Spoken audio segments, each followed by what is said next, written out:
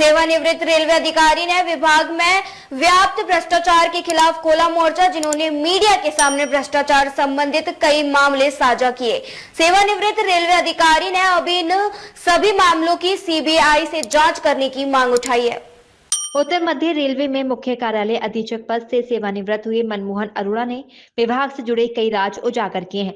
उन्होंने तमाम ऐसे मसले उठाए जिनमें भ्रष्टाचार कर रेलवे को बड़े पैमाने पर आर्थिक चोट पहुंचाए जाने की बात भी कही है। मनमोहन अरोड़ा ने एक दो नहीं कई घोटाले बताए और रेल विभाग के अलावा मंत्रालय तक शिकायतें की, लेकिन कोई सुनवाई नहीं हुई। इस कारण मजबूरन मीडिया के सामने आकर उन्हें सीबीआई जांच की मांग उठानी पड़ी है। मैं मनमोहन अरोड़ा रेलवे के अंदर, इसी नॉर्थ सेंट्रल रेलवे के अंदर मुख्य कार्यालय अधीक्षक के पद से 31/8/2022 को सेवानिवृत्त हुआ।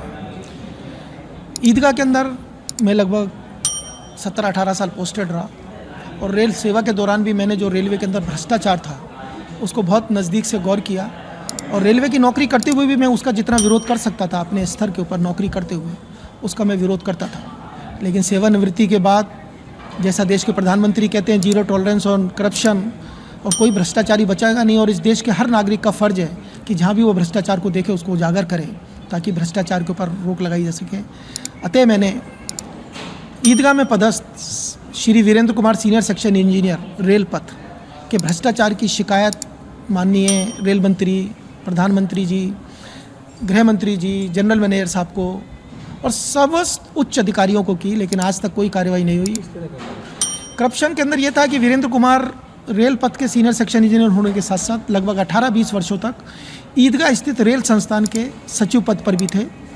इन्होंने रेल संस्थान ईदगाह को अपनी निजी संपत्ति की तरह एक टेंट हाउस वाले विशाल टेंट हाउस कटघर के साथ मिलकर अपने निजी मैरिज होम की तरह इस्तेमाल किया और रेल कर्मचारियों को मिलने वाली सुविधाओं से उनको वंचित रखा।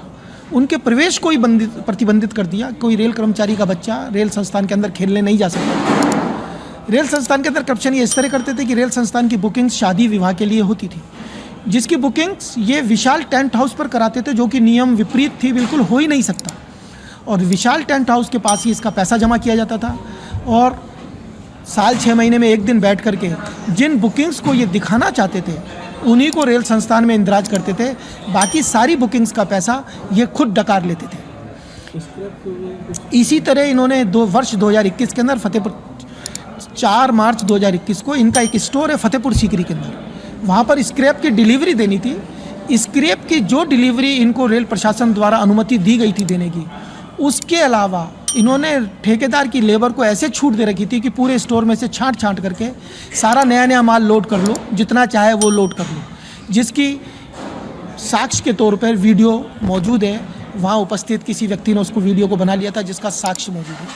इसी प्रकार इनका जॉब, वीरेंद्र कुमार का जॉब संरक्षा से जुड़ा हुआ है। इनका सेक्शन 92 तक का है, जिनको लगभग महीने में 15-20 दिन सेक्शन में जाकर के अपने ट्रैक की जांच करनी होती है, लेकिन ये उस टीए को फर्जी तौर पे भरते हैं। ये उतने दिन के लिए जाते नहीं हैं, 2-4 दिन महीने में गए तो गए, नहीं तो नहीं गए।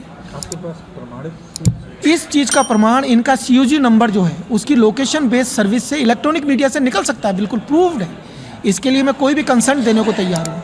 आपने इसकी कई जगह आप बता रहे हैं शिकायत की, क्या रहा? आज तक कोई आउटपुट नहीं आया, कोई इसके ऊपर नहीं हुआ, जिसके अंदर मैं जानता हूं कि हो सकता है इनका प्रभाव ज़्यादा हो या इनकी कोई मिली भगत हो, इसके बारे में मैं नहीं कह सकता। अब क्या चाहते हैं? मैं ये चाहता हूं कि जो मैंने शिकायत वीरेंद्र कुमार के भ्रष्टाचार की है, रेल हित और देश हित में माननीय प्रधानमंत्री और माननीय रेल मंत्री जी का जो संकल्प है कि जीरो टॉलरेंस ऑन करप्शन, अतः इस भ्रष्टाचार की जाँच CBI से कराने की कृपा की जाए और ताकि इतने बड़े भ्रष्टाचार का भंडाफोड़ हो सके। DG महाराष्ट्र न्यूज के लिए दीपक राज की रिपोर्ट।